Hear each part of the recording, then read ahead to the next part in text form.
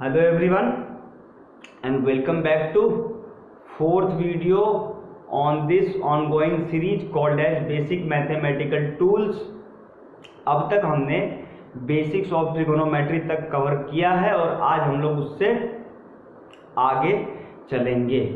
आज के वीडियो में हम लोग वो जो बोला था कि ट्रिगोनोमेट्रिक फंक्शन के ग्राफ्स, उनके डोमेन, रेंज, इन सब की बात करेंगे और जो बोला था कि इनवर्स ट्रिगोनोमेट्री को भी डिस्कस करेंगे। तो सॉरी, डिस्कस करेंगे लेकिन अगले वीडियो में डिस्कस करेंगे इनवर्स ट्रिगोनोमेट्री को भी और थोड़ा बहुत बेसिक्स ऑफ पीरियोडिक फंक्शंस को भी डिस्कस करेंगे हम लोग। क्योंकि अगर इनवर्स ट्रिगोनोमेट्री को भी इसी में कंबाइन करो ना, तो जब मैं ये रिकॉर्ड कर रहा था तो मैंने ये देखा कि अगर इनवर्स ट्रिगोनोमेट्री को भी इसी में कवर करो तो वीडियो लगभग 2 घंटे का चला जा रहा था। तो 2 घंटे का वीडियो ना आपके लिए कन्वीनियंट होगा और ना मेरे लिए कन्वीनियंट होगा। सो इनवर्स ट्रिगोनोमेट्री और periodic functions, basics of periodic function obviously, और इनवर्स ट्रिगोनोमेट्री में भी बहुत नहीं पढ़ना है, जितना पढ़ना है बेसिकली अंदर की बातों को जानने के लिए हम आपको अगले वीडियो तक का इंतजार करना पड़ेगा। अगले वीडियो में इनवर्स ट्रिगोनोमेट्री और पीरियोडिक फंक्शन को कवर करेंगे। और आज के वीडियो में हम लोग सारे ट्रिगोनोमेट्रिक फंक्शन के ग्राफ्स देखेंगे, उनके डोमेन, रेंज वगैरह देखेंगे ही देखेंगे, लेकिन कुछ सेट ऑफ फॉर्मूलों को जो हमने छोड़ दिया था पिछले वीडियो में समय के अभाव की वजह से, तो उसको भी इस वीडियो में कवर करेंगे हम लोग। और वही एप्लीकेशन ही है अपना मेन, तो एप्लीकेशन को भी देखेंगे। और इनवर्स ट्रिगोनोमेट्री छोड़ने का एक और रीजन है क्योंकि आपको अंदर की बातें पता होनी चाहिए कि आप कौन से मैथमेटिकल फंक्शन का इनवर्स निकाल सकते हो, किसका नहीं निकाल सकते हो, कौन से फंक्शन को इन्वर्टिबल फंक्शन बोलेंगे, किसको नहीं बोलेंगे। इन्वर्टिबल फंक्शन का माहौल इस वीडियो के आखिरी तक बन जाएगा, थोड़ा बहुत पीरियोडिक फंक्शन का भी माहौल बन जाएगा यहाँ पर, और वो जो इवन ऑड फंक्शन बताया था, एक्सप्रेशन, मैथमेटिकल एक्सप्रेशन, तो उसको पहचानने का तरीका भी इस वीडियो में हम लोग कवर करेंगे। और एक इम्पॉर्टेंट बात मैं ये बताना चाहता हूँ, ये बार बार नहीं बोलूँगा, पिछले वीडियोस में बताना भूल गया था, और वो इम्पोर्टेंट बात ये है कि अगर ये सारे वीडियोज, मेरे जितने भी वीडियोज आए हैं या जितने भी आएंगे, अगर कोई स्टूडेंट या जेईई एस्पिरेंट देख रहा है तो भाई ये वीडियो पूरा देखना, क्योंकि किस पॉइंट ऑफ टाइम में आपके कौन से दर्द का इलाज हो जाए, कहाँ पर हो जाए, ये मुझे भी नहीं पता है। तो जेईई एस्पिरेंट या स्टूडेंट पूरा देखना, कहाँ पे कौन सा कंसेप्ट आपका क्लियर हो जाए ये मुझे भी नहीं पता है। और जो कुछ ऐसे ही देखते रहते हैं, यूट्यूब स्क्रॉल करते रहा, कुछ दिख गया, तो आपको जितना देर देखना है देखो, या मेरे कोई फ्रेंड या कोई जान पहचान वाला देख रहा है तो वो आपकी मर्जी पे है, जब तक आपको ठीक लगे तब तक आप देखिए। लेकिन इंपॉर्टेंट क्या था कि अगर स्टूडेंट देख रहा है पूरा देखना भाई, ये था। So now without wasting any time we are going to start with our discussion. And क्या है, वही बेसिक मैथमेटिकल टूल सीरीज ही चल रहा है। सो बेसिक मैथमेटिकल टूल, और सबसे पहले हम लोग इसमें किसको कवर करेंगे, trigonometric functions and their graphs। Start यहीं से करेंगे, ट्रिगोनोमेट्रिक फंक्शन के ग्राफ्स, उनके डोमेन, रेंज की बात करके आगे बढ़ जाएंगे। धीरे धीरे आपको समझ में आएगा कि फिजिक्स वाला मैथ के गहराइयों में इतना क्यों घुस रहा है, क्योंकि जब आगे चल के आपको एक्सप्रेशंस आएंगे ना फिजिक्स में, वहां पे मैथ में अगर हाथ तंग रहा बहुत दिक्कत होगा। ये मैं अपना पर्सनल एक्सपीरियंस आपको बता रहा हूँ, तो इसीलिए ध्यान से देखना। वैसे भी टूल का क्या काम होता है, आपका काम आसान करना, तो वही देख रहे हैं। तो पहला ट्रिगोनोमेट्रिक फंक्शन जो है क्या है, sine function, that is y equal to sine x या साइन थीटा। तो इसके डोमेन की अगर हम लोग बात करें, डोमेन, रेंज, को डोमेन, इस सीरीज के पहले वीडियो से ही मैं सीखता आ रहा हूँ, अच्छे से समझाया जा चुका है, अब क्लियर हो जाना चाहिए। तो साइन फंक्शन के अगर डोमेन की बात करें तो डोमेन बिलोंग्स टू आर, इसका ये मतलब है कि sine function all real values के लिए डिफाइन है। अगर इसके रेंज की बात करें तो पिछले वीडियो के आखिरी न्यूमेरिकल में जो बताया था -1 से 1 के बीच में, मतलब -1 से कम नहीं, +1 से ज्यादा नहीं। अब अगर कोई आपसे ये पूछे या मुझसे ही पूछोगे कि हाँ इसका ग्राफ कहाँ से आया है, तो बता दूंगा, लेकिन वो फालतू का, उसमें टाइम जाएगा। हमारा जो पॉइंट ऑफ कंसर्न है एप्लीकेशन ओरिएंटेड है, उस पर फोकस्ड रहेंगे। ये कहाँ से आया है, कैसे आया है बताना मैथ वाले का काम है, उनके भरोसे मैं छोड़ रहा हूँ। तो इसका ग्राफ जब आप देखोगे तो ये रहा अपना y एक्सिस, ये रहा x axis,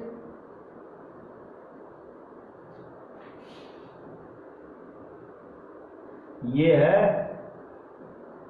origin. y axis पे हम लोग किसको रिप्रेजेंट कर रहे हैं, साइन x या साइन थीटा को, x एक्सिस पे x या थीटा को। तो आपको वो जो बताया था कि अगर y equal to F of x type का फंक्शन है तो डोमेन को x एक्सिस पे, रेंज को y एक्सिस पे क्या करते हैं हम लोग, रिप्रेजेंट करते हैं।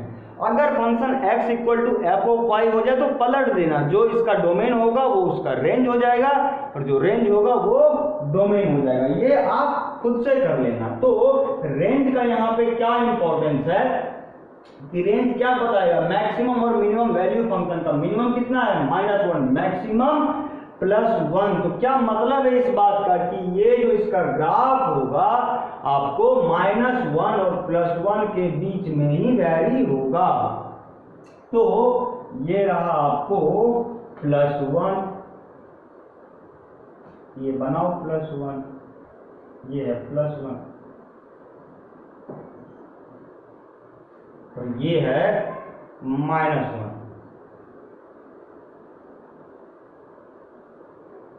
ये ठीक है, ये क्या है +1, ये क्या है -1। अगला स्टेप क्या है, आप इसको डॉटेड कर दो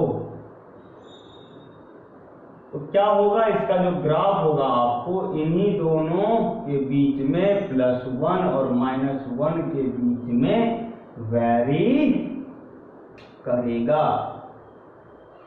ये हमने डॉटेड कर दिया। अब इसके ग्राफ को ध्यान से देखना। इसका ग्राफ आप जब देखोगे तो आपको कुछ ऐसा दिखेगा।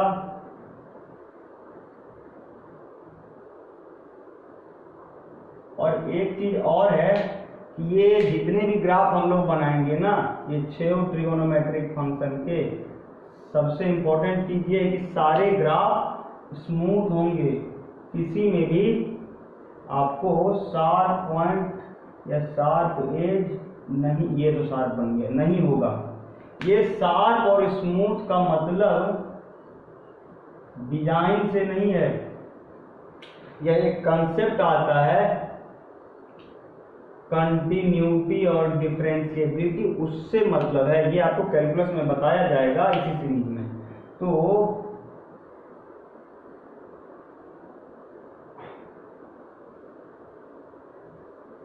इसका ग्राफ आपको कुछ ऐसे दिखेगा। ये देखो फिर से, इन वीडियोस में टाइम लगने का ये भी एक रीजन है कि थोड़ा सा इरेज करो, पूरा इरेज करना पड़ता है।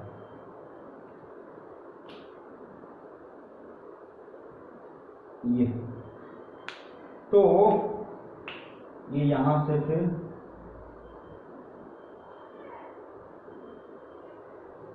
जैसे, और ये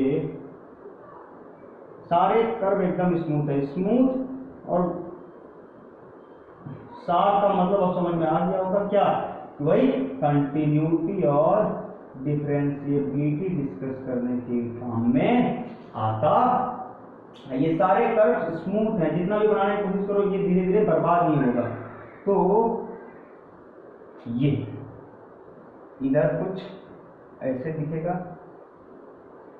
ये देखो कहीं से भी घूम जा रहा है, टाइम इसीलिए लगता है।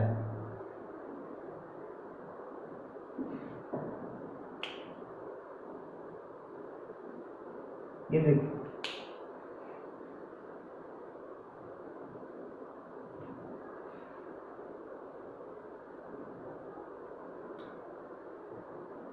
कैलकुलस अब स्टार्ट करेंगे तो लिमिट से स्टार्ट करेंगे हम लोग, और फिर उसके बाद कंटिन्यूटी और डिफरेंशिएबिलिटी ही डिस्कस करना है। बहुत नहीं पढ़ना है हमें, टूल पढ़ना है तो थोड़े में ही काम चलाएंगे। ये देखो फिर ऊपर चला गया।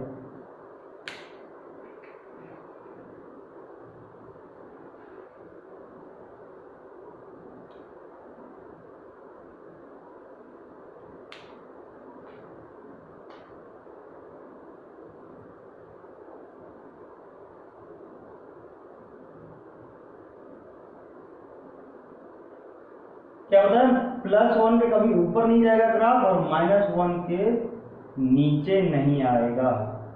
ये अनइवन सा दिख रहा है लेकिन है इवन, ये अंडरस्टूड। अच्छा, इवन और अनइवन को इवन ऑड फंक्शन वाला नहीं बता रहा हूँ, हर बार इवन और अनइवन इवन ऑड फंक्शन के लिए ही नहीं बोला जाता है। ये आपको एक जैसा दिख रहा है उस लिहाज से बोला जा रहा है कि ये सारे एक जैसे दिखेंगे आपको ग्राफ। अच्छा, इधर जो है आप ये देखो कि ये ग्राफ जब जब एक्स एक्सिस को काटेगा वहां पे साइन फंक्शन का वैल्यू क्या होगा, 0 होगा। ऐसा क्यों? क्योंकि बेसिक कोऑर्डिनेट ज्योमेट्री आप क्लास 10 तक के स्टैंडर्ड से ही बोल सकते हो कि वाई कोऑर्डिनेट का वैल्यू एक्स एक्सिस पे क्या होगा, 0 होगा, या एक्स कोऑर्डिनेट का वैल्यू वाई एक्सिस पे क्या होगा, 0 होगा।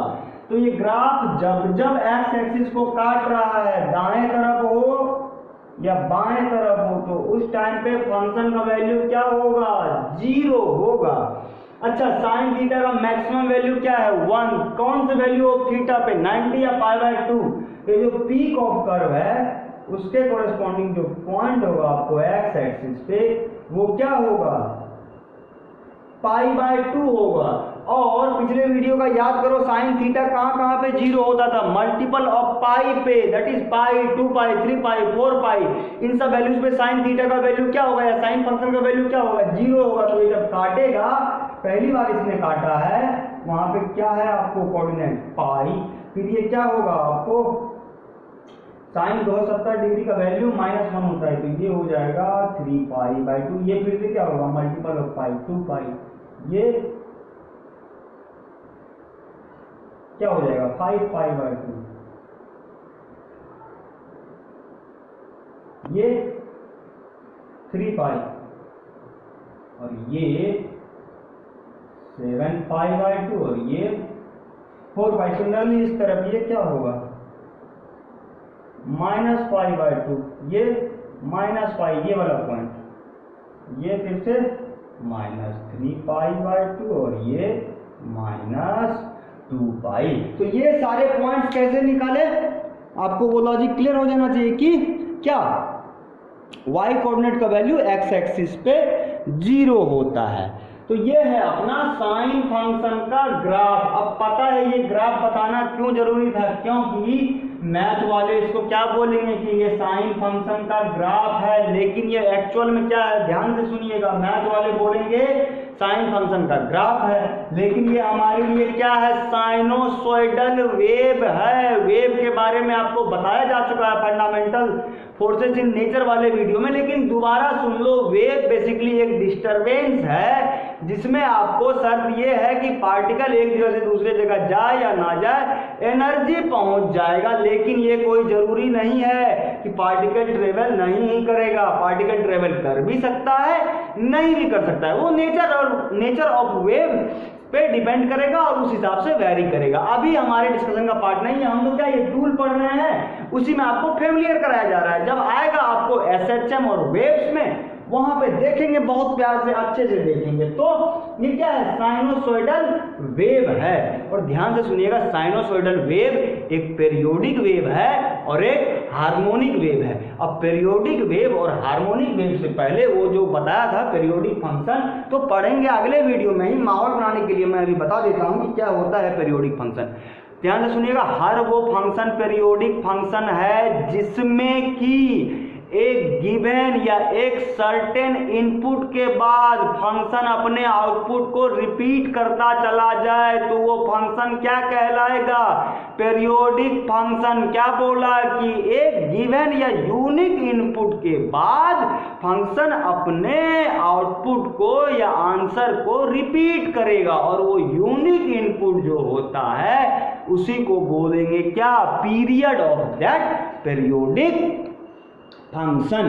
तो ये था आपको पीरियोडिक फंक्शन। अच्छे से और देखेंगे, क्वेश्चन भी करेंगे डिफरेंट फंक्शन के पीरियड निकालने के लिए अगले वीडियो में दिखाऊंगा। ये सब एक वीडियो में हर कुछ नहीं हो सकता है। तो क्या बोला, साइन फंक्शन भी क्या है? एक पीरियोडिक फंक्शन है। इसको प्रूव करने के लिए आपको क्या बताता हूं कि ये जो ग्राफ है 0 से 4 पाई मैंने बनाया है राइट हैंड साइड में वाई एक्सिस के, और लेफ्ट हैंड साइड में क्या -2 पाई से 0 में। ये वही पीरियड के कंसेप्ट को ही समझाने के लिए मैंने बताया है आपको। अब आप क्या समझो कि जो ग्राफ है पॉजिटिव एक्स एक्सिस में क्या करेगा? प्लस इंफिनिटी की तरफ बढ़ने की कोशिश करेगा, और निगेटिव एक्स एक्सिस में माइनस इंफिनिटी की तरफ बढ़ने की कोशिश करेगा। बढ़ नहीं पाएगा, कोशिश करेगा बस। ठीक है, तो अब अगर आपको समझना हो कि साइन फंक्शन का पीरियड क्या है, तो आप ये ग्राफ 0 से 4 पाई में देखो एक बार में। अब आप क्या करो, 4 पाई से 8 पाई में बनाना, ग्राफ ऐसे ही दिखेगा। तो आपने 0 से 4 पाई में देखा, फिर आप 4 पाई से 8 पाई में देखो, फिर 8 पाई से 12 पाई में देखो, फिर 12 पाई से 16 पाई में, ऐसे करके बढ़ते हुए चले जाओ तो आपको क्या दिखेगा कि ग्राफ रिपीट कर रहा है खुद को। तो साइन फंक्शन का पीरियड जो है 4 पाई, 8 पाई, 16 पाई, 12 पाई कुछ भी हो सकता है। लेकिन अब यहाँ पे एक कंसेप्ट आता है फंडामेंटल पीरियड का। ध्यान से सुनिएगा, पहली चीज तो ये है कि पीरियड हमेशा ही पॉजिटिव क्वांटिटी है। दूसरा, फंडामेंटल पीरियड किसको बोलते हैं? किसी भी पीरियोडिक फंक्शन के पीरियड के मिनिमम पॉसिबल वैल्यू को क्या बोलते हैं? Fundamental period. इंपॉर्टेंट क्या है? मिनिमम पॉसिबल वैल्यू, की कम से कम कितने के बाद फंक्शन ने खुद को रिपीट किया है, वो इंपॉर्टेंट है। तो अब देखो पीरियड क्या बोला? 4 पाई, 8 पाई, 12 पाई, 16 पाई कुछ भी, आप बस -2 पाई से 0 में देखो, इंटरवल वैल्यू क्या होगा? 0 -2 पाई, दैट इज 2 पाई। अब आप क्या करो, आपको फंडामेंटल पीरियड समझना हो, आप ये 2 पाई से एक वर्टिकल लाइन मारो, ये रहा वर्टिकल लाइन, ये। तो अब क्या करो, आप ये ग्राफ को इधर भूल जाओ, वाई एक्सिस के दाहिने तरफ भूल जाओ, आप सिर्फ और सिर्फ वाई एक्सिस के बाएं तरफ देखो। देखो -2 पाई से 0 में जो ग्राफ है वही ग्राफ 0 से 2 पाई में है, और फिर इसको भी भूल जाओ, सेम ग्राफ 2 पाई से 4 पाई में है। 4 पाई के बाद ही आप वर्टिकल लाइन मार के चेक कर सकते हो, लेकिन 2-3 में ही ये चेक हो गया कि आप पीरियड कुछ भी बोल दो साइन फंक्शन का, 4 पाई, 8 पाई, 12 पाई, लेकिन फंडामेंटल पीरियड क्या है? टी से रिप्रेजेंट करते हैं, वो कितना होगा? 2 पाई। दैट इज मिनिमम वैल्यू क्या है जितने के बाद फंक्शन ने खुद को रिपीट किया है। आप -2 पाई से 0 में देखो, फिर इधर भूल के 0 से 2 पाई में ही बस देख लो ना, तो कितने के बाद रिपीट किया है? 2 पाई के बाद। तो फंडामेंटल पीरियड कितना हो गया साइन फंक्शन का? 2 पाई। अब जो वो बोला था कि sinusoidal wave is a periodic wave and a harmonic wave. Math वाले क्या बोलेंगे? ये पीरियोडिक फंक्शन है। फिजिक्स यूनिवर्स से क्या होगा कि ये जो वेव में पार्टिकल ट्रेवल कर रही है, तो पार्टिकल का मोशन कैसा है? पीरियोडिक मोशन है। हर वो मोशन पीरियोडिक मोशन है जिसमें कि पार्टिकल अपने चलने के तौर तरीके को एक सर्टेन इंटरवल ऑफ टाइम के बाद रिपीट करने लग जाए, उसको क्या बोलते हैं? पीरियोडिक मोशन बोलते हैं। So what do mean by sinusoidal wave is a periodic wave? कि मतलब पार्टिकल जो ट्रेवल कर रही है वेव में, उसका मोशन क्या है? Periodic motion. लेकिन पीरियोडिक से बोलने से ही काम नहीं चलेगा, साथ में क्या है? साइनोसॉइडल वेव हार्मोनिक वेव है। हार्मोनिक कहने से ये मतलब है कि पार्टिकल जो ट्रेवल कर रही है वेव में उसका मोशन कैसा है, सिंपल हार्मोनिक मोशन है। ध्यान देने वाली बात यह है, हर periodic motion simple harmonic motion नहीं होता, लेकिन हर simple harmonic motion periodic motion होता है। पीरियोडिक मोशंस पे ही आप कुछ शर्तें लगाओ तो वो किस कैटेगरी में आ जाएंगे, सिंपल हार्मोनिक मोशन की कैटेगरी में आ जाएंगे। अभी नहीं घुसना है उसमें, नहीं तो ये हमारा काम का चीज स्किप हो जाएगा। जब आएगा आपको अच्छे से समझ में आएगा। तो ये हो गया अपना साइनोसॉइडल वेव या periodic wave and harmonic wave. अच्छा एक बात बताओ, अगर ये वेव है तो वेव से रिलेटेड टर्मिनोलॉजी जो होते हैं आप यहाँ भी डिफाइन कर सकते हो, जैसे वेवलेंथ, फ्रीक्वेंसी, ये सब आप यहाँ भी डिफाइन कर सकते हो। तो वेवलेंथ क्या होता है, distance travelled by wave in its one complete cycle. Complete cycle के लिए मिनिमम क्या है वैल्यू 2 पाई। तो 2 पाई डिस्टेंस में ग्राफ खुद को या वेव को अपने साइकिल को रिपीट कर ले जा रहा है। तो यहाँ से 2 पाई तक का डिस्टेंस क्या होगा, ये वेवलेंथ होगा वेव का। फ्रीक्वेंसी क्या बोलते हो कि number of oscillations made by particle in its one complete cycle, मतलब 0 से 2 पाई तक आने में पार्टिकल कितनी बार ऑसिलेट किया है पार्टिकल ने, उसी को क्या बोलेंगे, फ्रीक्वेंसी। ये तो डेफिनेशन था। मैथमेटिकल एक्सप्रेशन क्या होता है, frequency equal to 1 upon time period. अब इसको मैथ वाले बोलेंगे फंडामेंटल पीरियड, हमारे लिए क्या है ये टाइम पीरियड। तो ये क्या हो जाएगा 1 अपॉन 2 पाई। परेशान नहीं होना है, यहाँ पे बस माहौल बना दिया आपको फेमिलियर कराने के लिए कि हाँ भाई ये ट्रिग्नोमेट्रिक फंक्शन साइन का जो ग्राफ है वो वेव है एक्चुअल में, ठीक है। तो ये जब आएगा आपको सब समझ में आएगा। अब वो बोला था कि अगर f of minus x equal to minus F x है तो इस टाइप ऑफ फंक्शन को बोलेंगे ऑड फंक्शन। तो ये तो मैथमेटिकल एक्सप्रेशन था, आप चेक कैसे करोगे, आप देखो चेक करने का तरीका कि y एक्सिस के बाएं तरफ देखो और दाएं तरफ देखो। इस तरफ -2 पाई से 0 में देखो, इस तरफ 0 से 2 पाई में ही देख लो। आप देखो y एक्सिस के दाहिने तरफ जो ग्राफ है उसका ठीक उल्टा ग्राफ y एक्सिस के बाएं तरफ है। मतलब इस फंक्शन का, साइन फंक्शन का ग्राफ y एक्सिस के अबाउट सिमेट्रिक या सिमिलर नहीं है। तो कौन सा फंक्शन, ऑड फंक्शन, ठीक है। तो ये था आपको साइन फंक्शन के बारे में कुछ डिटेल। अब अपना दूसरा ट्रिगोनोमेट्रिक फंक्शन है क्या, कोसाइन फंक्शन। तो वो भी क्या होगा, कोसाइन वेव होगा। अब ये बार बार रिपीट नहीं किया जाएगा कि ये सारे वेव्स हैं। अब आपको अच्छे से समझ में आ जाना चाहिए कि ये पढ़ तो हम ग्राफ ही रहे हैं लेकिन ये एक्चुअल में क्या है, वेव्स हैं। तो दूसरा ट्रिगोनोमेट्रिक फंक्शन है y equal to cos x। अब जो है हम लोग डोमेन को d से रिप्रेजेंट करेंगे, बस d से ही।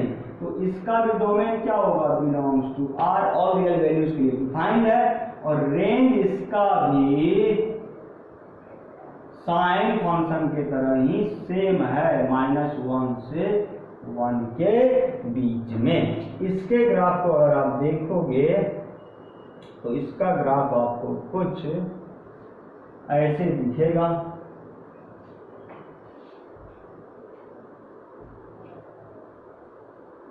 ये है ओरिजिन, यहां भी y एक्सिस पे किसको,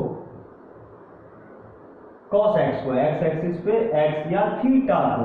मिनिमम वैल्यू इसका भी -1, मैक्सिमम वैल्यू +1। तो इसका क्या मतलब है कि इसका भी ग्राफ -1 और +1 के बीच में ही हस्ताक्षर करेगा। ये रहा +1, देखो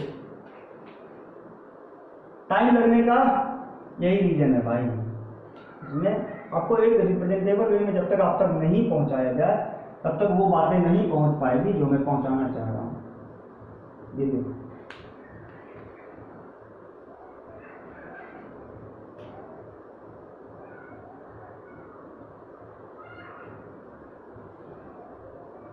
ये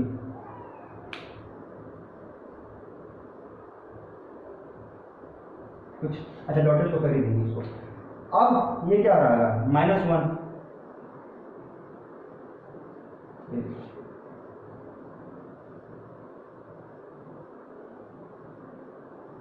ठीक है। ये अपना +1 और ये -1। स्टेप अगला इसको भी डॉटेड करेंगे।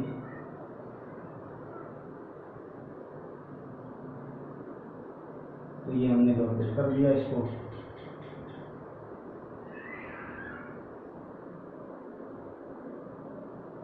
कॉन्टिन्यूअस फंक्शन के बारे में थोड़ा सा बताया था सेकेंड लेक्चर में, लेकिन उससे काम बहुत आपको पहचानने का तरीका था कि हाँ ये पेन या मार्कर नहीं उठाना पड़ रहा है किसी ग्राफ को बनाने में तो वो कंटिन्यूअस है, नहीं तो डिसकंटिन्यूअस है। उसके लिए मैथमेटिकल एक्सप्रेशंस भी आपको बताने पड़ेंगे, ठीक है। तो इसका ग्राफ जब आप देखोगे तो आपको कुछ ऐसा दिखेगा, ये देखो,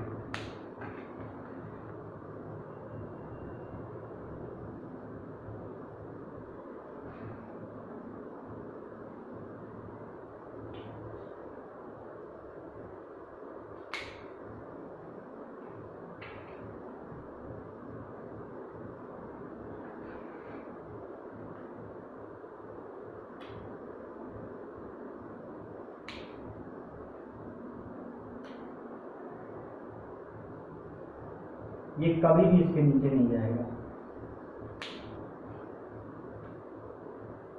क्योंकि इसकी मिनिमम वैल्यू ही -1, तो -1 से नीचे तो कभी जा ही नहीं सकता ये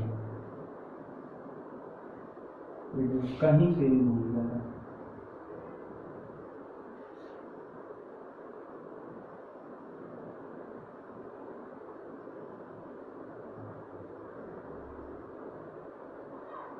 ऊपर तो जाने का सवाल ही नहीं है।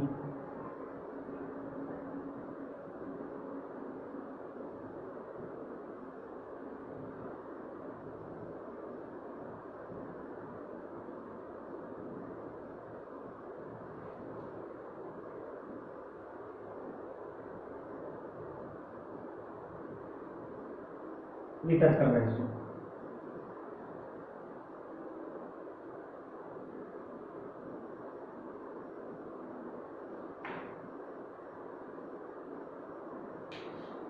और ये कुछ यहीं तक आधा ही बना रहा हूं, क्यों, वही पीरियड दिखाना है आपको यहाँ पर।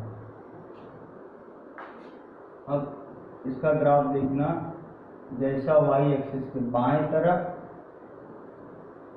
दाएं तरफ वैसा ही बाएं तरफ। ये देखो फिर से शार्प पेज आ गया। शार्प पेज नहीं आना चाहिए, एकदम स्मूथ कर्व है, दिख नहीं रहा है लेकिन है स्मूथ।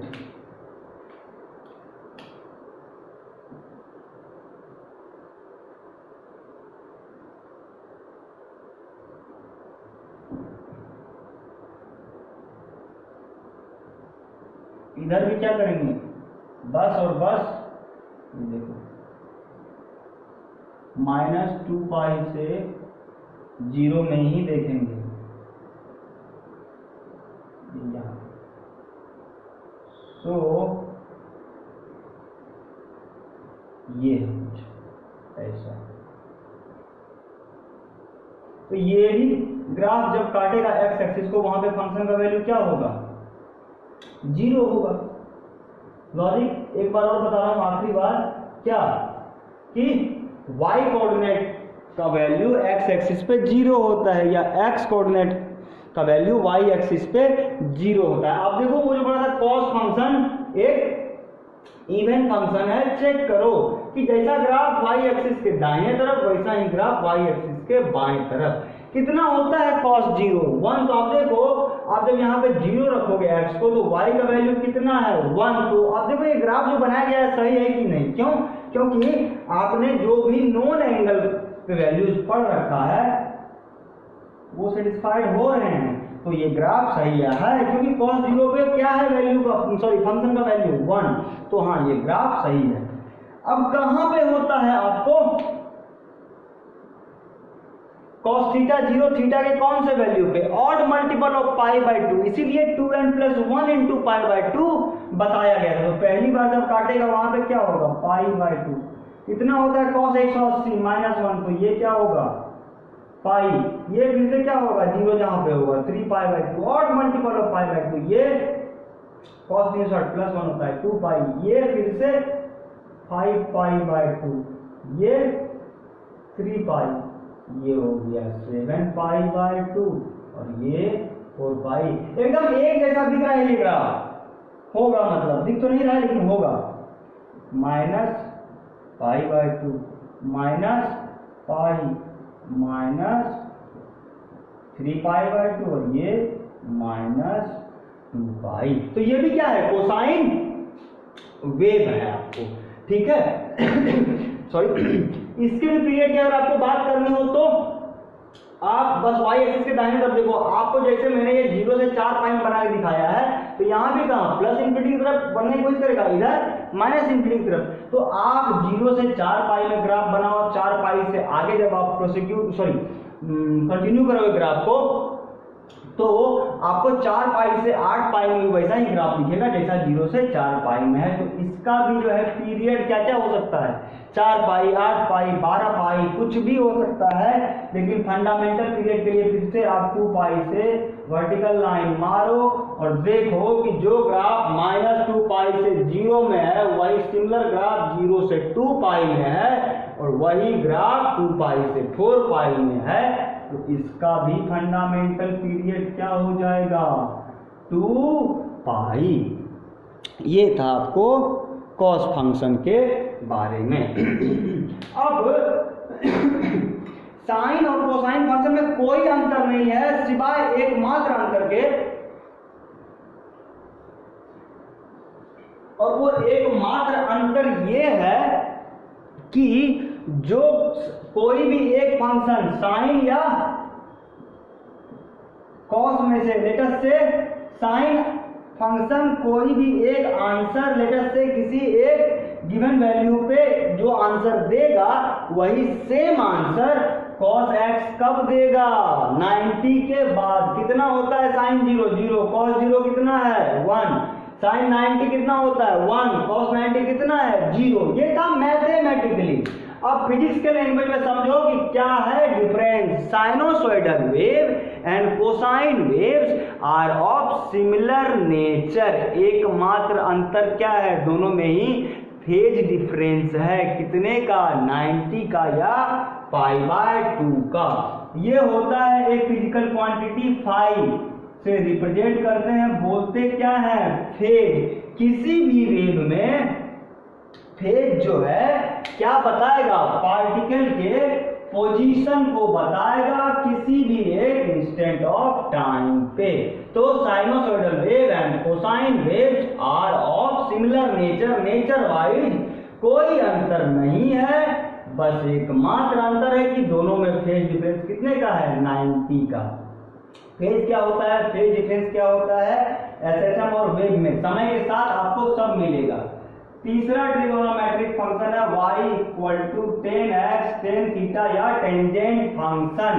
इसके डोमेन रेंज से पहले सबको ही पता है कि tan थीटा या tan x क्या होता है, sin x by cos x।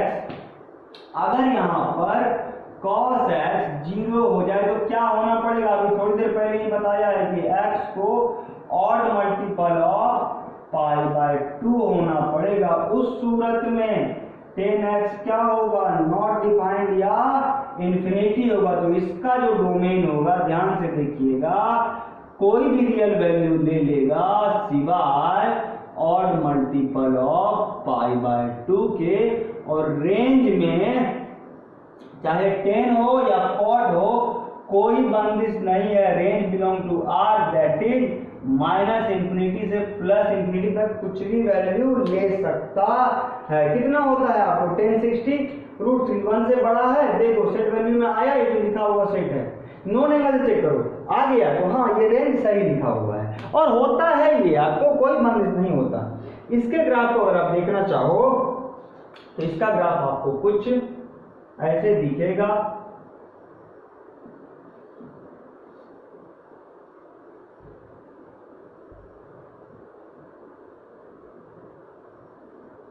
y axis पे किसको, tan थीटा या tan x को, x एक्सिस पे x को। इसका ग्राफ जो आप देखेंगे आपको कुछ ऐसा दिखेगा।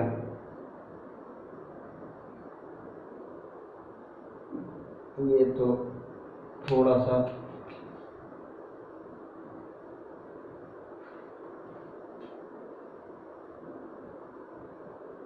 ऐसा कुछ ऐसा दिखेगा, ये शार्प हो गया जैसा। तो ये ग्राफ जब ओरिजिन से पास हो रहा है उस टाइम भी फंक्शन का वैल्यू क्या होगा, 0 होगा।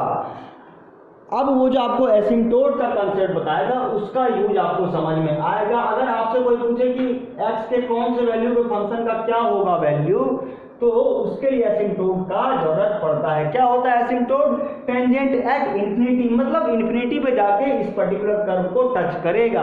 अब पता है एसिम्टोट कैसे काम आसान करेगा। आप देखो जब ये यहाँ इसका एसिम्टोट इंफिनिटी पे जाके टच करेगा उस टाइम टेंजेंट फंक्शन का वैल्यू क्या होगा, इनफाइनाइट होगा। और वही सेम एसिम्टोट एक्स एक्सिस को काटेगा तो इससे हमें एक्स कोऑर्डिनेट मिल जाएगा। तो ये रहा अपना लेटेस्ट से एसिम्टोट। कहां पे आप देखो टेंजेंट फंक्शन कहां पे नॉट डिफाइंड है, एक्स के कौन से वैल्यू पे, यहीं से देखो ना, मल्टीपल ऑफ पाई बाय 2 और मल्टीपल। तो पहली बार ये एसिम्टोट कहां काट रहा है, पाई बाय 2। सिमिलरली इस तरफ कहां पे काटेगा आपको, माइनस पाई बाय 2। अब जब दोबारा ये ग्राफ काटेगा एक्स एक्सिस को तो फिर से क्या होगा, टेंजेंट फंक्शन 0 होगा। लो फिर से ग्राफ बनाओ। क्या ये जब यहां पर काटा है ये कुछ ज्यादा स्मूथ हो गया, इतना भी स्मूथ नहीं होगा। तो जब ये भी काटेगा आपको एक्स एक्सिस को तो फंक्शन का वैल्यू क्या होगा, 0 होगा। तो ये कहां पे फंक्शन का वैल्यू 0 होगा, आप यहां पर x को पाई पुट करो, साइन पाई क्या होगा 0, कॉस पाई क्या -1, तो टेंजेंट फंक्शन क्या हो गया 0। तो कहां पर जब दोबारा काटा तो कहां पे काटा, पाई पे काटा।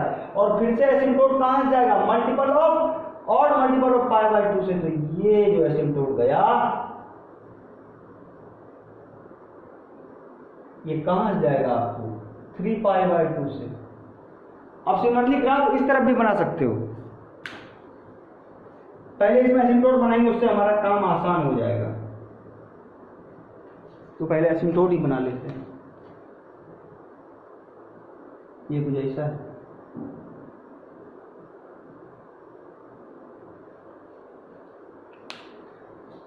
तो ये ग्राफ जाएगा कुछ ऐसा जाएगा। ये क्या होगा, ये भी अनइवन सा बन गया है, एकदम इवन है। इवन और फंक्शन वाला नहीं, एक जैसे दिखने वाला। ये क्या होगा, माइनस पाई, ये -3 पाई बाय 2। तो ये रोल है एसिम्टोट का कि आपको एक्स कोऑर्डिनेट निकालने में काम हमारा आसान करता है। अब अगर इसके पीरियड की बात करो तो किसी एक इंटरवल में देख लो, -3 पाई बाय 2 से -पाई बाय 2 कैसे निकालोगे इंटरवल का value, -pi by 2 -3 pi by 2, क्या हुआ आंसर पाई।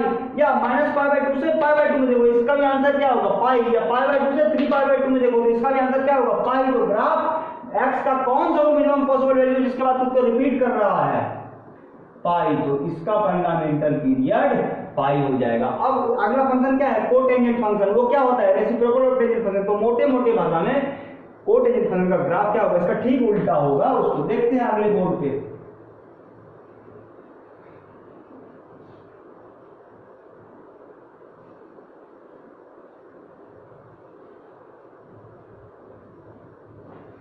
चौथा क्या है, y equal to cot x. क्या होता है cot x, cos x by sine x. अगर साइन एक्स 0 हो मतलब x को क्या होना पड़ेगा, मल्टीपल ऑफ पाई होना पड़ेगा। उस सूरत में कॉट एक्स डिफाइंड नहीं होगा।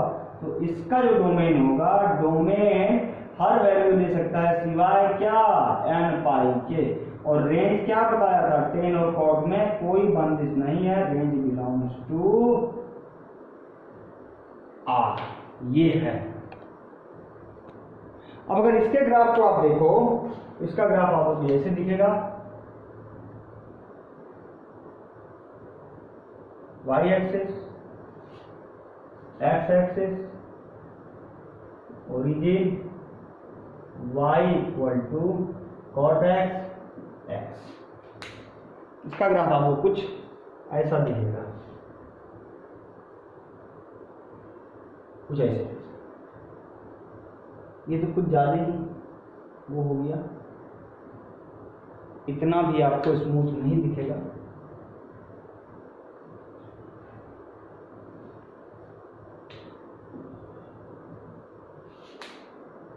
सो और ये फिर से कुछ ज़्यादा ही स्मूथ हो गया। अब टाइम लगने का मतलब समझ में आ गया होगा कितना इसमें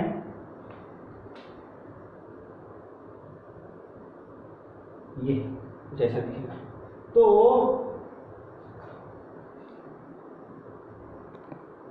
एक एसिम्पटोट क्या हो गया इसका, यही वाई एक्सिस, ये एकदम स्मूथ है, ये हटाएंगे, ठीक है। तो अच्छा ये भी कर्व जब आपको काट रहा है एक्स एक्सिस को, वहां पे कोटेंजेंट फंक्शन क्या होगा, जीरो होगा। कहां पे जीरो होगा, आप यहां पर एक्स को π/2 पुट करो, क्या हो जाएगा cos एक्स जीरो, और ये क्या होगा 1, तो 0/1 क्या होगा जीरो। तो पहली बार जब इसने काटा एक्स एक्सिस को, वहां पे क्या होगा π/2, और एसिम्पटोट जो जाएगा जहां पे नॉट डिफाइंड होगा। तो दोबारा बता रहा हूं और आखिरी बात की, जो एसिम्पटोट कर्व को इंफिनिटी पे जाकर टच कर रहा है वही एसिम्पटोट एक्स एक्सिस को भी काट रहा है। तो यहां से हमें एक्स कोऑर्डिनेट मिल जाएगा। तो ये क्या होगा, ये वाला पॉइंट पाई। फिर से ग्राफ को और बनाओ इसको, तो ये कुछ आपको ऐसे दिखेगा। तो ये भी क्या होगा आपको नेक्स्ट ऑड मल्टीपल ऑफ π/2, ये 3π/2, और फिर से जो एसिम्पटोट जाएगा क्या होगा मल्टीपल ऑफ पाई, तो ये रहा, ये 2π। सिमिलरली इस तरफ भी बनाओ। यहां पे क्या करेंगे, पहले हम लोग एसिम्पटोट बना लेंगे ताकि काम आसान हो जाए हमारा। तो ये एसिम्पटोट बनाया हमने,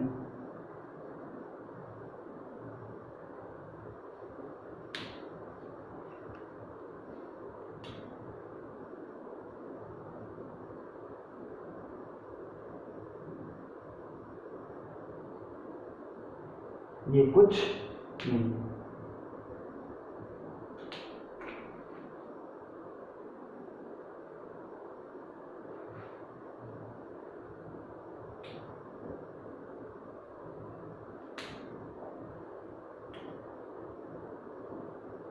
जैसा दिखेगा, ये भी अनिवन सा बन गया है, एकदम इवन एक जैसा दिखने वाला। ये दोनों गैपिंग भी एक है, तो ये भी जब काटेगा क्या होगा -π/2, और ये -π, जहां पे फंक्शन नॉट डिफाइंड है। अब अगर आपको इसके पीरियड की बात करनी हो तो कैसे करोगे, -π से 0 में देखो क्या हो गया वैल्यू पाई, या 0 से पाई में देखो क्या हो गया वैल्यू पाई, या पाई से 2π में, तो इसका भी फंडामेंटल पीरियड क्या होगा पाई। बाकी पीरियोडिक फंक्शन का और अच्छे से अगले वीडियो में देखेंगे, वहां पे कुछ फंक्शन के पीरियड निकालने के लिए आपको सिखाने भी हैं मुझे। तो इसीलिए यहाँ पे हर कुछ को कवर करते हुए बढ़ते जा रहे हैं। पांचवा ट्रिगोनोमेट्रिक फंक्शन है क्या, y = cosec x। क्या होता है cosec x, 1/sin x। sin x कब 0 होगा, x belong to multiple of pi, वहां पे क्या होगा cosec x नॉट डिफाइंड होगा। तो इसका डोमेन क्या हो जाएगा, all real values minus multiple of pi, और इसका रेंज ध्यान से देखिएगा क्या होता है, -∞ से -1 इंक्लूडेड यूनियन 1 to infinity। कितना होता है sin 30, 1/2, तो cosec 30 क्या हो जाएगा 2, या sin 60 कितना होता है √3/2, cosec 60 क्या हो जाएगा 2/√3। तो आप नॉन एंगल पे वैल्यू से चेक करो कि वो नॉन एंगल्स क्या इस सेट वैल्यू में, नॉन एंगल्स के वैल्यू इस सेट वैल्यू में आ रहे हैं, तो यस ये रेंज सही लिखा हुआ है। इसका ग्राफ जब आप देखोगे, अच्छा वो टेन और कॉट वाले में मैंने -1 और +1 को नहीं दिखाया था, क्यों, क्योंकि वो दिखाता तो कहां पे आता, π/4 पे आता। यहाँ लेटर से π/2 है, यहाँ π/4 आता, यहाँ 1 आता, तो वो काट पीट के 0 से π/2 के बीच में आता, तो वहां पे उतना सिग्निफिकेंट नहीं था, क्योंकि कोई बंदिश नहीं होता है टेन और कॉट पे। यहाँ पे क्या है स्पेसिफिकली इंक्लूडेड है, तो हमें दिखाना ही पड़ेगा। ये क्या है +1, ये है -1। साइन थीटा कहाँ पे 1 होता है, थीटा के कौन से वैल्यू पे, 90 डिग्री पे, तो कोसेक 90 भी क्या होगा 1 होगा, तो ये 1 के कोरिस्पॉन्डिंग जो पॉइंट होगा एक्स एक्सिस पे वो क्या होगा π/2 होगा। अब इसका ग्राफ आप ध्यान से देखना, इसका ग्राफ आपको कुछ ऐसे दिखेगा, ठीक है। अच्छा यहां पे एसिम्पटोट कैसे ड्रॉ करोगे, कहां पे ये नॉट डिफाइंड हो रहा है, पाई पे, तो मल्टीपल ऑफ पाई से एसिम्पटोट बढ़ जाएगा। ये स्ट्रेट लाइन है, क्या है ये पाई, कितना होता है आपको साइन 270 डिग्री -1, तो कोसेक 270 भी कितना होगा -1, तो ये -1 के कोरिस्पॉन्डिंग जो पॉइंट होगा एक्स एक्सिस पे वो कितना होगा 3π/2। तो यहां से फिर से ग्राफ आपको कुछ ऐसा दिखेगा, एकदम स्मूथ है, एक जैसा दिखने वाला है। अब यहां से फिर आप एसिम्पटोट बना तो कहां जाएगा, मल्टीपल ऑफ पाई से जाएगा, तो ये क्या होगा आपको 2π। इस तरफ भी बनाओ -1 के कोरिस्पॉन्डिंग और एक पॉइंट क्या हो जाएगा -π/2 हो जाएगा, उसको दिखा दो, ये क्या होगा -π/2। तो यहां पे फिर से कर्व कैसा दिखेगा आपको, कुछ ऐसा। एसिम्पटोट फिर कहां जाएगा, मल्टीपल ऑफ पाई, बस साइन माइनस आ जाएगा, तो ये लो क्या है ये -π। देखो क्या ग्राफ y एक्सिस के अबाउट सिमेट्रिक है, दाहिने तरफ जैसा ग्राफ है उसका ठीक ग्राफ बाएं तरफ है, कौन सा फंक्शन, ऑड फंक्शन, बस और बस कॉस और सेक ही। अच्छा इसके पीरियड की बात करो तो या तो -π से 0 में देख लो, या 0 से π में देख लो, या 0 से 2π में देख लो, तो इसका भी पीरियड क्या हो जाएगा पाई, ठीक है। सिर्फ और सिर्फ कॉस और सेक ही इवन फंक्शंस हैं, उनके अलावा जितने भी ट्रिगोनोमेट्रिक फंक्शन हैं सारे ऑड फंक्शन है। तो अब देखना अभी जब सेक का ग्राफ बनाएंगे हम लोग, वो भी y एक्सिस के अबाउट सिमेट्रिक होगा। छठा और आखिरी ट्रिगोनोमेट्रिक फंक्शन है y = sec x। sec x क्या होता है 1/cos x। cos x अगर 0 हो जाए तो x को क्या होना पड़ेगा, ऑड मल्टीपल ऑफ π/2 होना पड़ेगा। वहां भी sec x डिफाइंड नहीं होगा, तो इसका जो डोमेन होगा हर रियल वैल्यू ले सकता है सिवाय ऑड मल्टीपल ऑफ π/2, और इसका भी रेंज सेम होता है किसके तरह, कोसेक फंक्शन की तरह, -∞ से -1 इंक्लूडेड यूनियन 1 to ∞। ये अगर इसका ग्राफ अगर आप लोग देखो तो आप इसका ग्राफ आपको जैसे दिखेगा, y एक्सिस, x एक्सिस 0, ये क्या है y = sec x। यहां भी दिखाना पड़ेगा, ये है +1, ये है -1। कितने पे होता है cos थीटा 1, थीटा के कौन से वैल्यू पे 0 पे, तो sec 0 भी क्या होगा 1 होगा। तो इसका ग्राफ जब आप देखोगे आपको कुछ ऐसा दिखेगा, एकदम स्मूथ है ये कर्व। आप यहां पे देखो 0 पे 1 दे रहा है, ये ग्राफ सही है। अब इसका भी एसिम्पटोट जब आपको ड्रॉ करना हो तो कहां जाएगा, कहां पे नॉट डिफाइंड हो रहा है, multiple of odd multiple of π/2, तो ये एसिम्पटोट जो जाएगा आपको कहां से जाएगा, इधर तो कहां से गया π/2 से, इधर कहां, सॉरी इधर कहां जाएगा, इधर भी -π/2 से। अब कितना होता है cos 180 डिग्री -1, तो sec 180 भी कितना होगा -1, तो -1 के कॉरस्पॉन्डिंग जो पॉइंट होगा x एक्सिस पे वो क्या होगा पाई होगा। ये लो पाई क्या है पाई, यहां से फिर से ग्राफ ऐसा, और एसिम्पटोट जो होगा कहां जाएगा फिर से odd multiple of π/2। Next odd multiple इस तरफ -1 के कोरस्पॉन्डिंग एक और पॉइंट क्या होगा, -पाई होगा।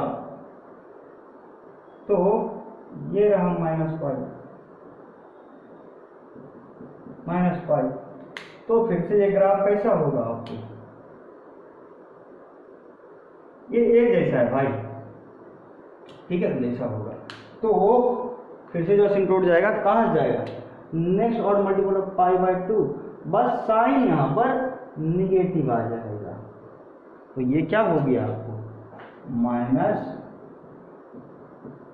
-3π/2।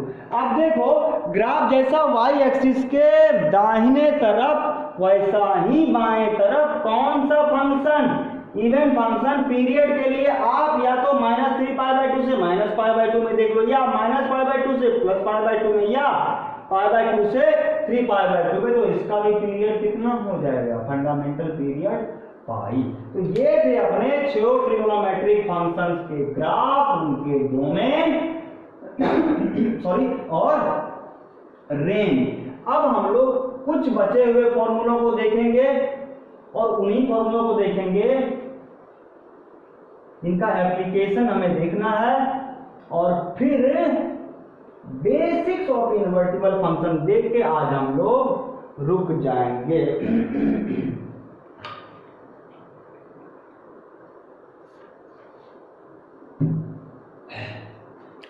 तो आज का पहला फॉर्मूला का सेट देखो, वो है sin c plus sin d। ये होता है 2 sin c plus d/2 into cos c minus d/2। इसी सेट का दूसरा formula cos c plus cos d, ये हो जाएगा 2 cos c plus d/2 into cos c minus d/2। इसी सेट का तीसरा formula sin c minus sin d, ये हो जाएगा 2 cos c plus d/2 into sin c minus d/2। इस सेट का आखिरी फॉर्मूला ध्यान यही देना है, cos c minus cos d, ये हो जाएगा 2 sin c plus d/2 into cos d minus c/2। खेल ही पलट गया है। आप ये फॉर्मूला कहाँ साइन है कहाँ cos है सब भूल जाओ। हर फॉर्मूले का दूसरा टर्म देखो, साइन cos भूल के हर जगह c minus d/2, c minus d/2, c minus d/2, cos c minus cos d में खेल ही पलट गया है। क्या आ गया है, d माइनस c/2। तो एक्सेप्शन को घोटना है, हर कुछ नहीं घोटना है। तो यही ध्यान रखना है, cos c minus cos d में खेल पलट गया है। सेकेंड टर्म में क्या आ गया है, d माइनस c/2। अब आपको वो जो मल्टीपल एंगल फॉर्मूला बताया था तो उसका एप्लीकेशन हमने देख लिया है पिछले वीडियो में, लेकिन sin 2 थीटा cos 2 थीटा इन सब का sorry sin 2 theta cos 2 theta tan 2 theta इन सब का एक मॉडिफिकेशन आया मतलब होता है, और वो आपको उसका बहुत ही इंपॉर्टेंट एप्लीकेशन है। मॉडिफिकेशन क्या है, बोलते क्या है, उस पर आने से पहले आपको पता होना चाहिए कि उसका ज़रूरत कहाँ पे पड़ता है।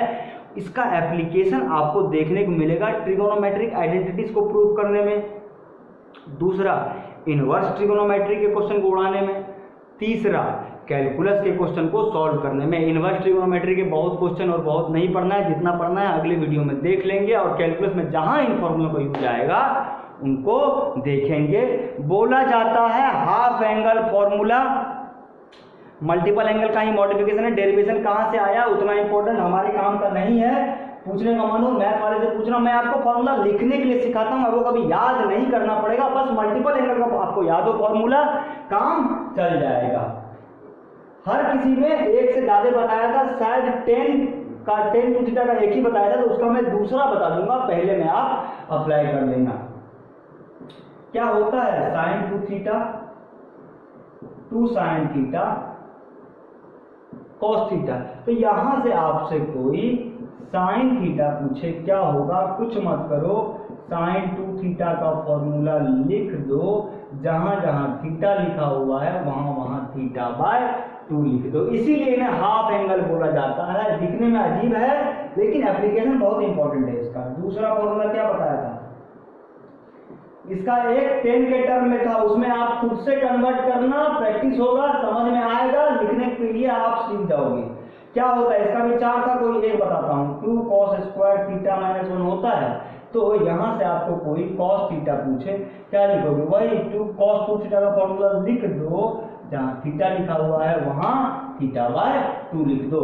इसका 1 छोड़ा है मैंने, इसका 3 छोड़ा है, आप खुद से अप्लाई करोगे तब समझ में आएगा। 10 का जो बता दिया है वो नहीं बता रहा हूँ, दूसरा बता रहा हूँ। 10 2 थीटा का एक फॉर्मूला होता है cos के टर्म में 1 minus cos square theta upon 1 plus cos square theta, ये होता है। तो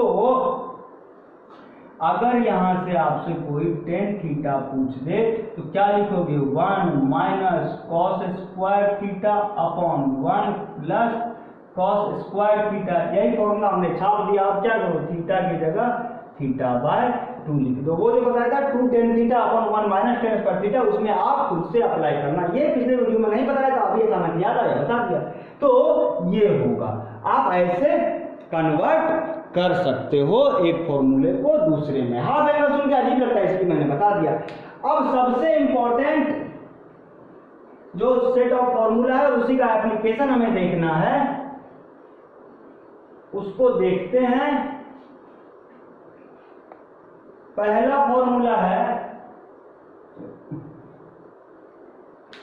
आज का आखिरी फॉर्मूला का सेट। पहला फॉर्मूला है 2 sin A cos B, ये होता है cos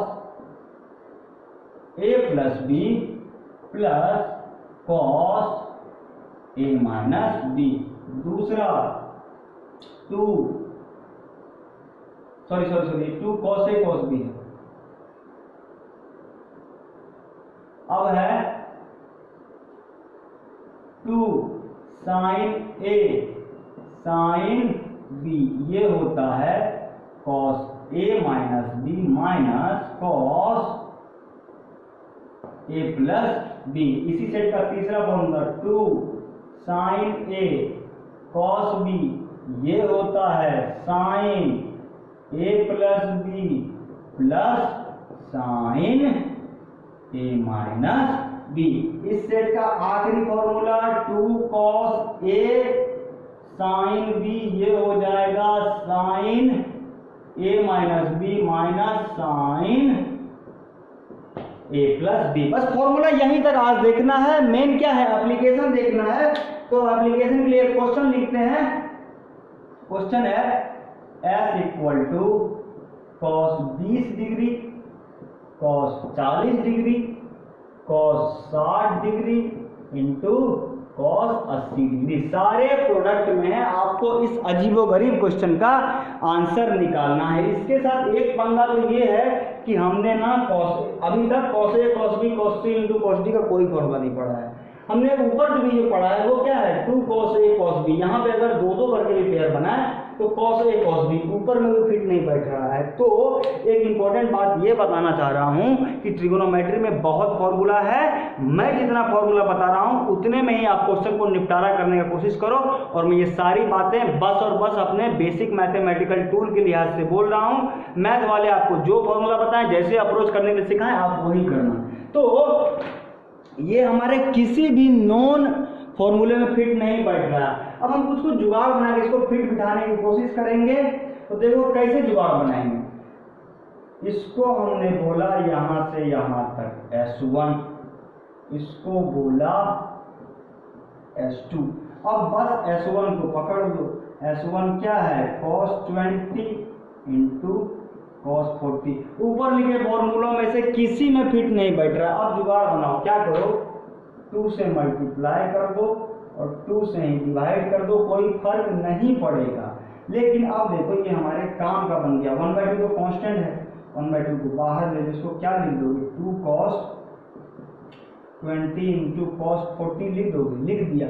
अब देखो ऊपर लिखे फॉर्मूलों में सबसे ऊपर वाले में फिट बैठ गया, उसी पे तोड़ो। तो S1 क्या हो जाएगा, 1/2 into cos A plus B that is 20 plus 40 plus cos A minus B 20 minus 40।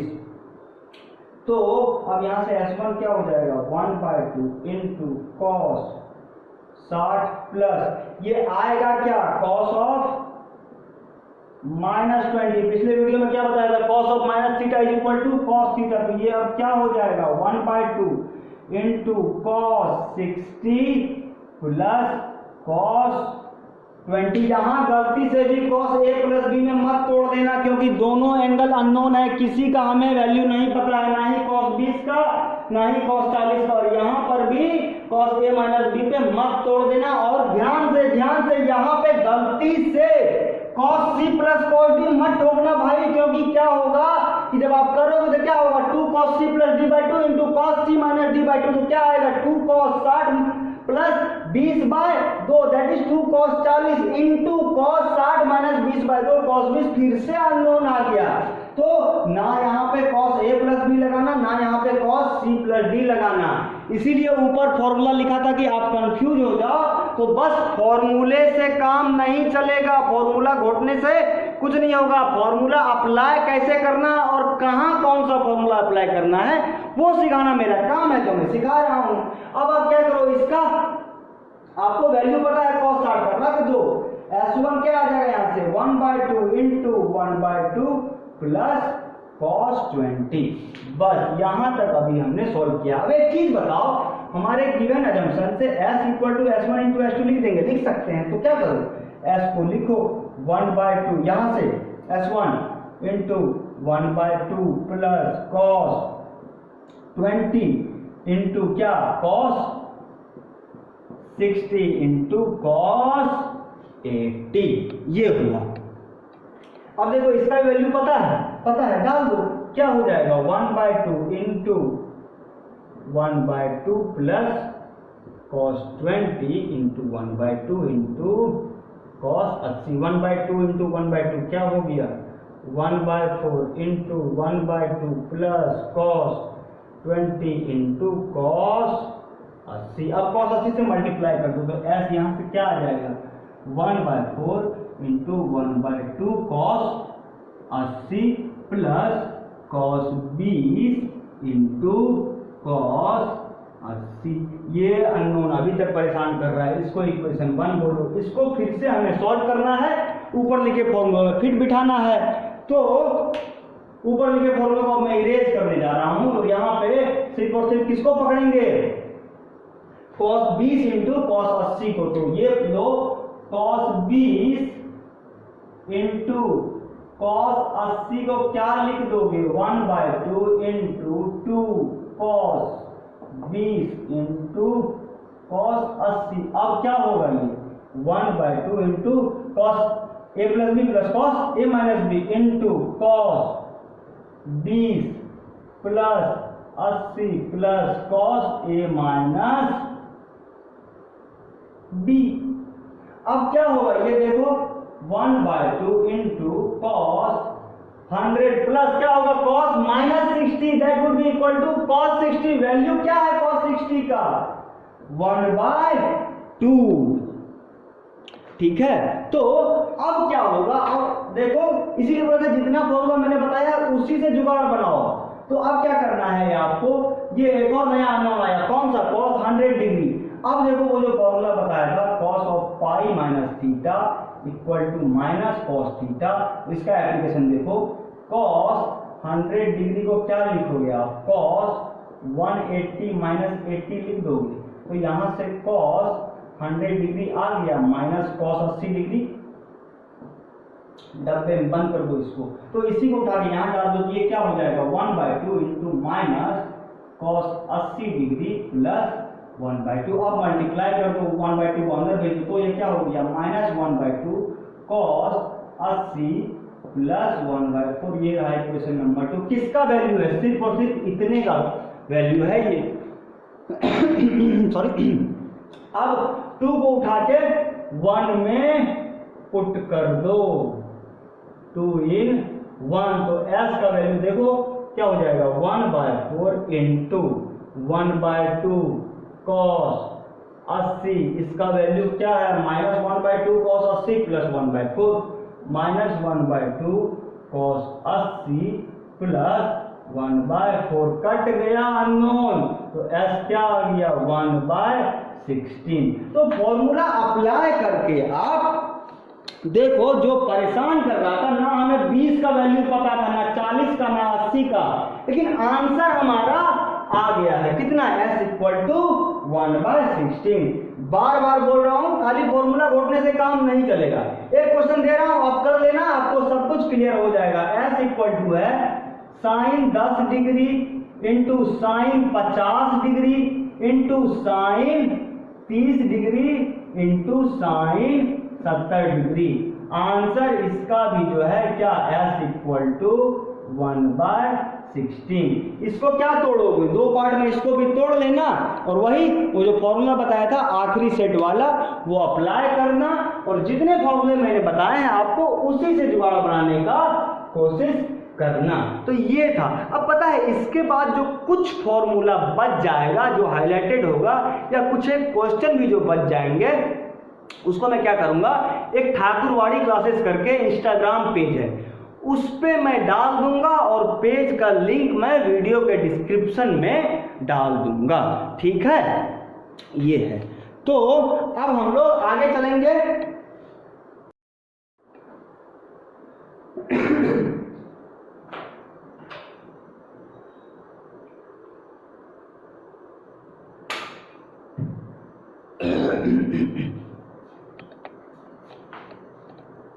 अब हम लोग आगे चलते हैं, और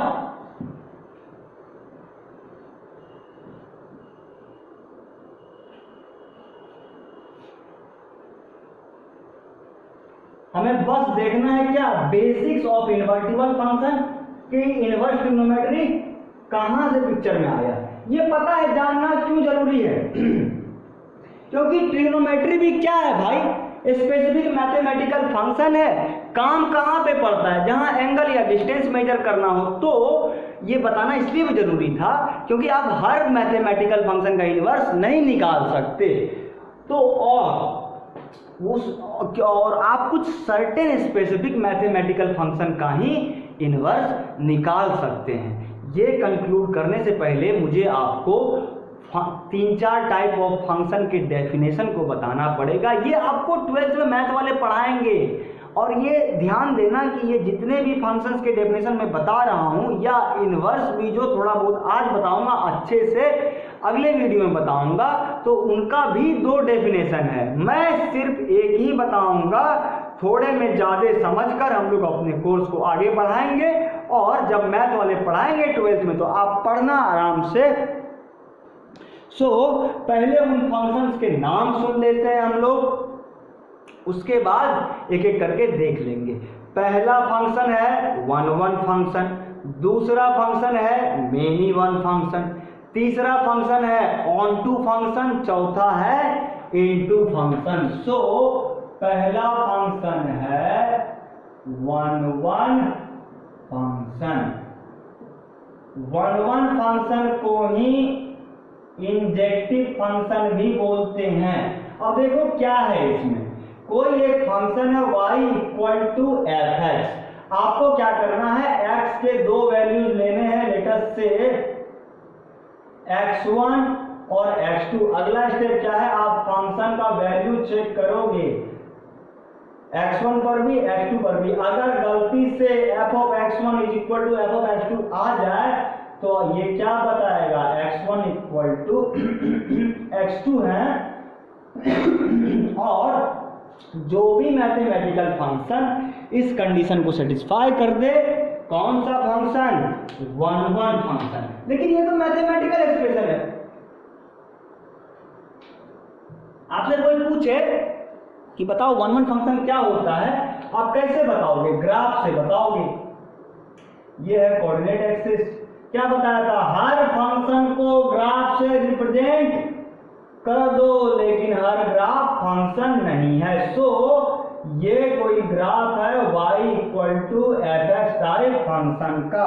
तो अगर इस फंक्शन को 1-1 होना है ना, या 1-1 फंक्शन के कैटेगरी में आना है, तो चेक करने का तरीका ये है कि आप जितना भी हॉरिजॉन्टल लाइन मार दो, इस ग्राफ को सिर्फ और सिर्फ एक ही पॉइंट पे काटेगा। फंक्शन कौन सा होगा? 1 1। इन टाइप ऑफ फंक्शन के एग्जांपल की बात करें तो लॉगरिदमिक फंक्शन, एक्सपोनेंशियल फंक्शन, ये सब कौन से फंक्शन कैटेगरी में आते हैं? 1 1। दूसरा फंक्शन है मेनी वन फंक्शन। इसके लिए आपको एग्जांपल लो y = fx = x²। ये क्या होगा? पैराबोला होगा। अभी के लिए ये भूल जाओ कि पैराबोला का मुंह ऊपर खुला होगा, दाएं खुला होगा, बाएं खुला होगा, नीचे खुला होगा। वो अभी के डिस्कशन का पार्ट नहीं है। देखेंगे कहाँ पे? इसी सीरीज में, बेसिक कोऑर्डिनेट ज्योमेट्री में। बहुत हैवी सीरीज है भाई ये। तो ये कोई अभी के लिए क्या है? ये सिर्फ और सिर्फ पैराबोला है। तो पैराबोला है तो पैराबोला बनाओ। ये लो y x ओरिजिन, ये रहा पैराबोला। ठीक है, तो यहां भी क्या तरीका है? मारो आप हॉरिजॉन्टल लाइन, आप देखना एक से ज्यादा पॉइंट पे काटेगा।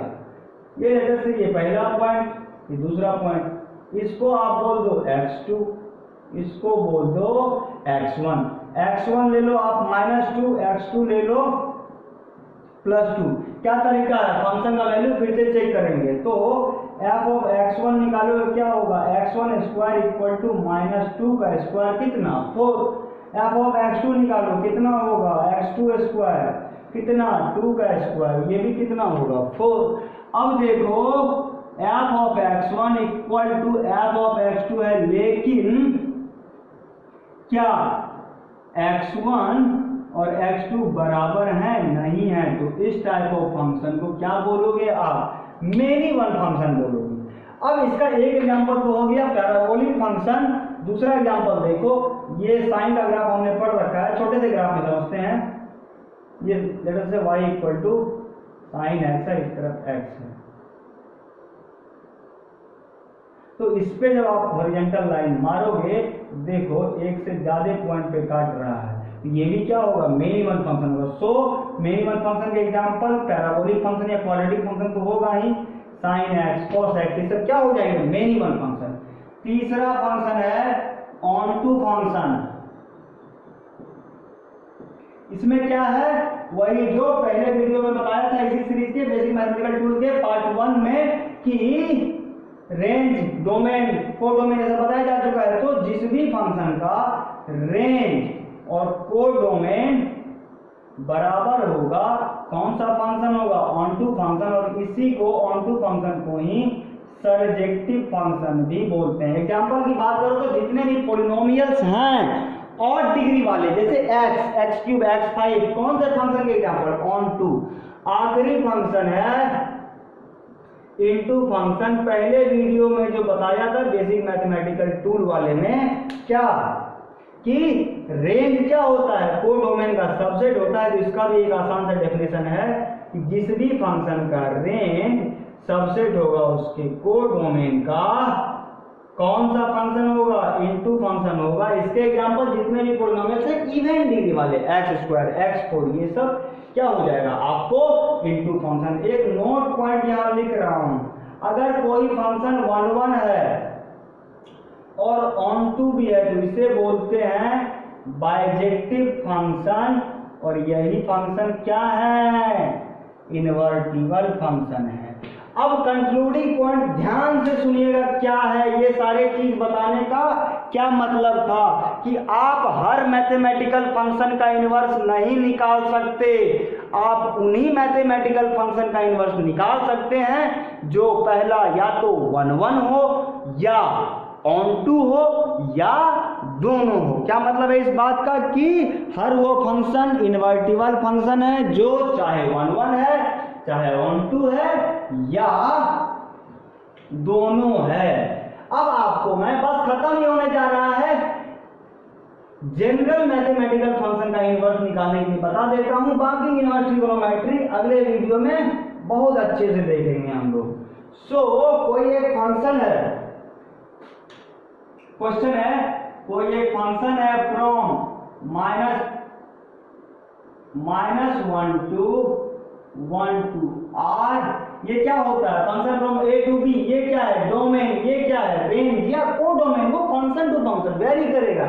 अगर फंक्शन ऑन टू हो तो यही रेंज क्या हो जाएगा को डोमेन, इनटू हो तो क्या हो जाएगा आपको रेंज, को डोमेन रेंज ही होगा। क्यों? क्योंकि वहां पर आपको रेंज सबसेट होता है को डोमेन का। तो ये फंक्शन है from -1 to 1 to r such that y equal to fx equal to x upon x plus 2। Question ध्यान से सुनिएगा कि आपको या तो कहा जा रहा है कि चाहे चेक करो या प्रूफ करो कि ये फंक्शन 1 1 है, और अगर 1 1 है तो f इनवर्स निकाल के बताओ। चेक करने का तरीका क्या है, वही 2 पॉइंट लो तो fx क्या है अपना x अपॉन x प्लस 2। अब 2 पॉइंट रिलेटेड से x1 वैल्यू चेक करो क्या हो जाएगा x1 अपॉन x1 प्लस 2। अब f ऑफ x2 चेक करो, x2 का फंक्शन का वैल्यू चेक करो क्या होगा x2 upon x2 plus 2। Next step दोनों को इक्वेट करो, क्या होगा x1 upon x1 plus 2 equal to x2 upon x2 plus 2। Cross multiply करो क्या होगा x1 x2 plus 2x1 equal to x1 x2 plus 2x2। x1 x2 उड़ गया, 2 से 2 उड़ गया, क्या आ गया x1 इक्वल टू x2। अब ध्यान दो ये जैसे ही आपने इक्वेट किया तो ये मिल गया, तो फंक्शन क्या है 1 1 है। तो अब इसका इनवर्स एग्जिस्ट करेगा, यस। उससे पहले ये एक बहुत ही इंपॉर्टेंट प्रॉपर्टी है कि f inverse fx equal to f of f inverse x equal to x। Invertible function के बहुत ही इंपॉर्टेंट प्रॉपर्टी है ये, डिटेल में अगले वीडियो में देखेंगे बहुत प्यार से। अभी मेन मोटो था ये क्वेश्चन कराने का कि आप बिना कुछ आते हुए जनरल मैथमेटिकल फंक्शन का इनवर्स निकालो। तो देखना प्रोसीजर एकदम ध्यान से। 1 1 तो प्रूफ हो गया है, क्या है function y equal to x upon x plus 2। Next step फिर से क्रॉस मल्टीप्लाई करो, क्या हो जाएगा y into x plus 2 equal to x। क्या हो गया yx plus 2y equal to x। x वाले को एक तरफ ले जाओ, क्या हो जाएगा yx minus x equal to minus 2yx। Common ले लो, क्या हो गया y minus 1 equal to minus 2y। यहां से क्या आ गया आपको x equal to minus 2y upon y minus 1। ऊपर नीचे माइनस से मल्टीप्लाई कर दो, क्या होगा 2y upon 1 minus y। Answer आ गया है भाई, यही है आंसर। देखो कैसे आया है, क्या है y equal to f of x है, तो यहां से क्या हो जाएगा x equal to f inverse y। दोनों तरफ इनवर्स ले लो, ऊपर नीचे प्रॉपर्टी का यूज कर लो। अच्छे से अगले वीडियो में देखेंगे।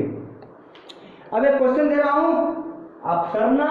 जनरल मैथमेटिकल फंक्शन का इनवर्स निकालने के लिए आप सीख जाओगे। कोई एक रियल वैल्यूड फंक्शन है r to r such that y equal to 10x plus 3। यहां भी या तो चेक करो या प्रूफ करो कि ये फंक्शन 1 1 है कि नहीं। अगर 1 1 है तो f इनवर्स निकालो। आंसर है x माइनस 3 बाय 10। 1 1 होगा ये चेक करना, तभी इनवर्स एग्जिस्ट कर रहा है। अब 2 पॉइंट है आखिरी, वो सुनो। यहां पर आपका आंसर क्या है y के टर्म में है, तो आपने क्या निकाला है f इनवर्स y निकाला है। यहां पर पहले आप जब 1 1 चेक करोगे तो पहले आप f इनवर्स y ही निकालोगे, लेकिन आंसर क्या है हमारे x के टर्म में है। तो क्या पूछा गया था आपसे f इनवर्स x। दोनों ही क्वेश्चन एनसीईआरटी के हैं, आप क्रॉस चेक कर लेना। तो ये था, आप इस तरह से किसी जनरल मैथमेटिकल फंक्शन का इनवर्स निकाल सकते हो। कंक्लूडिंग पॉइंट फिर से सुनो, हर मैथमेटिकल फंक्शन का इनवर्स नहीं निकाला जा सकता है। या तो 1 1 होना चाहिए, या ऑन टू होना चाहिए, या दोनों होना चाहिए। बस बस बस आखिरी पॉइंट है, और वो आखिरी पॉइंट ये है, क्या बताया था मेनी वन फंक्शन के एग्जांपल में मैंने आपको कि साइन फंक्शन कोसाइन फंक्शन क्या है मेनी वन फंक्शन है। लेकिन कंक्लूडिंग पॉइंट क्या था कि हर फंक्शन का इनवर्स नहीं निकाला जा सकता, या तो 1 1 हो या ऑन टू हो या दोनों हो। तो क्या ये कंट्राडिक्शन नहीं हो गया? और इनवर्स ट्रिग्नोमेट्री तो आपको पूरा एक चैप्टर पढ़ना है, तो वेल डिफाइंड है।